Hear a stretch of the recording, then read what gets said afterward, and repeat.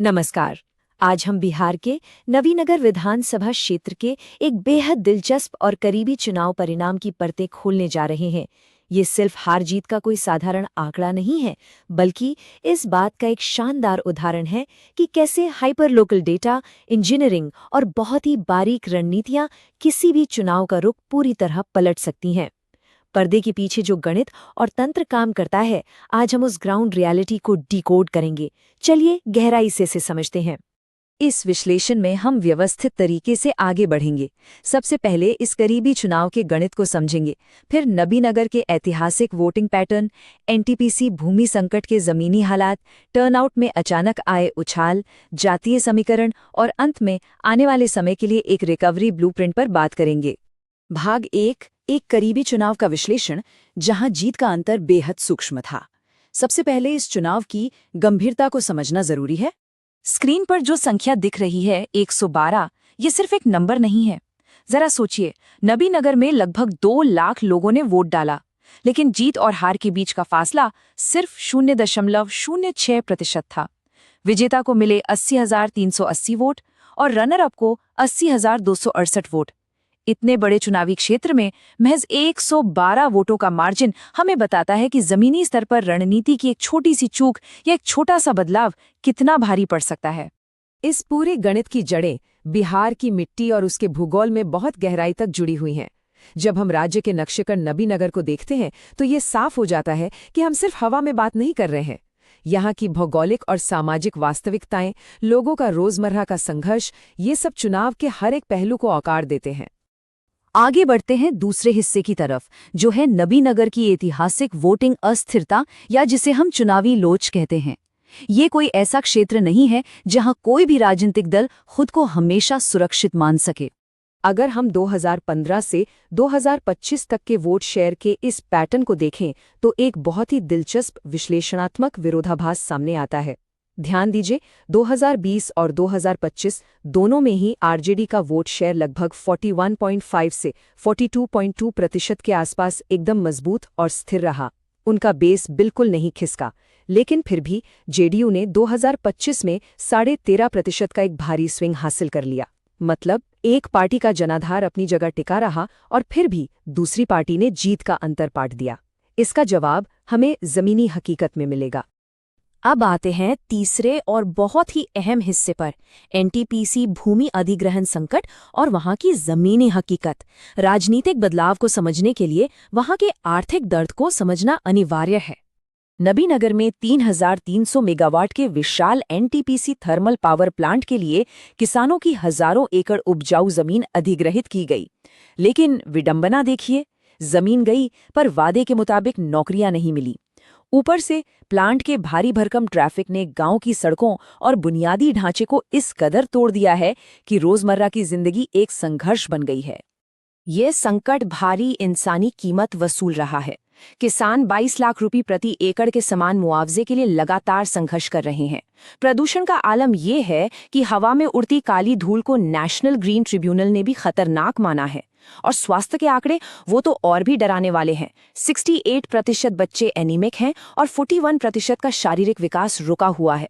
यहाँ थोड़ा रुककर ये समझना जरूरी है कि हमारे संवैधानिक मूल्यों के तहत हर नागरिक को सम्मानजनक और गरिमापूर्ण जीवन जीने का अधिकार है।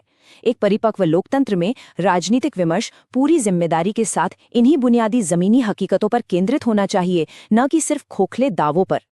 आइए अब चौथे हिस्से की ओर चलें। टर्नआउट में उछाल और स्पॉयलर्स का घातक तंत्र। एक स्थिर जनाधार होने के बावजूद गणित कैसे बिगड़ गया? चलिए इसका विश्लेषण करते हैं।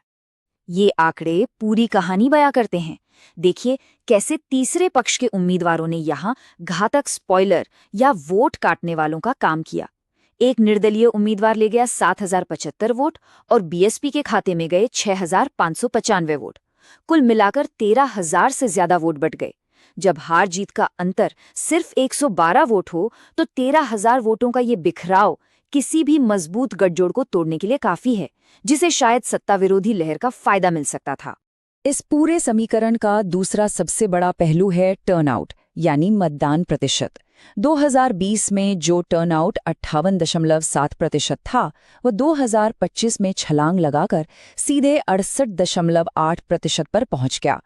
इस तरह का अचानक आया भारी उछाल हमेशा एक बहुत ही आक्रामक और ध्रुवीकृत जमीनी लामबंदी का नतीजा होता है, और इतिहास गवाह है कि जब ऐसा अप्रत्याशित मोबिलाइजेशन होता है तो वो अक्सर पारंपरिक सत्ता विरोधी लहर के गणित को ध्वस्त कर देता है।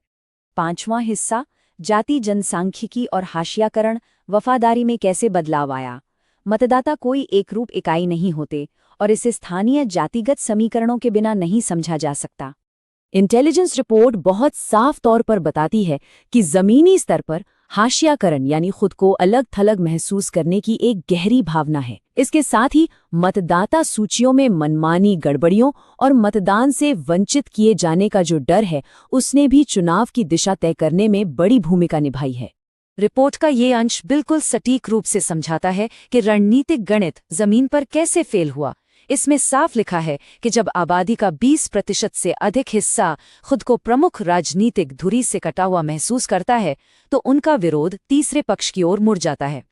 ये जनता के जनादेश की हार नहीं थी, बल्कि ये बूथ लेवल पर सूक्ष्म निष्पादन यानी माइक्रो एग्जीक्यूशन की बहुत बड़ी विफलता थी। अब आते हैं आखिरी और सबसे अहम हिस्से पर, एक चरणबद्ध रिकवरी ब्लूप्रिंट और 2030 का आउटलुक। आगे का रास्ता क्या होना चाहिए?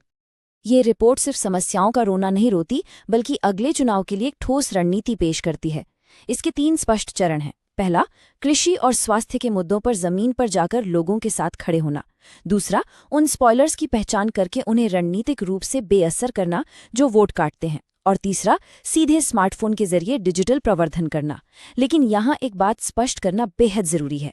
जब भी हम डिजिटल आउटरीच या वोटर डेटा के इस्तेमाल की बात करते हैं, तो भारत के DPDP यानी digital personal data protection framework के तहत नागरिकों की निजता और उनकी सहमति का पूरी तरह सम्मान किया जाना चाहिए। ये बिल्कुल गैर समझौतावादी है। इस ब्लूप्रिंट में एक और कड़वी सच्चाई सामने रखी गई है, वित्तीय असमानता। जहां एक तरफ रनर अप उम्मीदवार की संपत्ति महज 2.5 करोड़ रुपए थी, वहीं कुछ प्रतिद्वंदियों के पास 32 करोड़ से ज्यादा की आर्थिक ताकत थी। चुनाव के दिन आखिरी मील तक वोटर को निकालने और लॉजिस्टिक्स को मैनेज करने में ये भारी आर्थिक असमानता एक बहुत बड़ी चुनौती खड़ी कर देती है। इसे संतुलित करने के लिए समर्पित संसाधनों की आवश्यकता होती है। तो अंत में हम इस सबसे महत्वपूर्ण सवाल पर आ गए हैं। डेटा इंजीनियरिंग और सूक्ष्म विखंडन हमारे हाइपर लोकल लोकतंत्र को आगे कैसे नया आकार देते रहेंगे? जब डेटा की ताकत जमीनी हकीकत और लोगों की उम्मीदों से टकराती है, तो परिणाम बिल्कुल अप्रत्याशित हो सकते हैं।